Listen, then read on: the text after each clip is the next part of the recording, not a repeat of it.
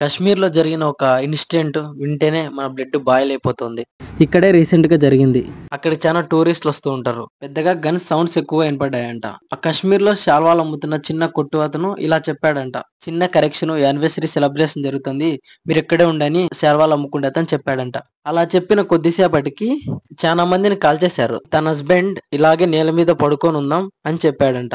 అలా పడుకొని కొద్దిసేపటికి పెద్దగా గన్ షాట్ సౌండ్ వినపడిందంట. మా హస్బెండ్ కాడని చెప్పి వాళ్ళ హస్బెండ్ చేతులు గట్టిగా పెట్టుకొని అలాగే పడుకొని ఉన్నారంట. అలా కొద్దిసేపటికి వాళ్ళ హస్బెండ్ బ్లడ్ ఆమెకు మొత్తం తాకగానే గట్టిగా ఏడ్చేసిందంట. గన్ షాట్ కాల్చే ముందర హిందువా ముస్లిమా అని తెలుసుకొని కాలుస్తున్నారంట. ముస్లిం అయితే వదిలేసి హిందూ అయితే కాలుస్తున్నారంట.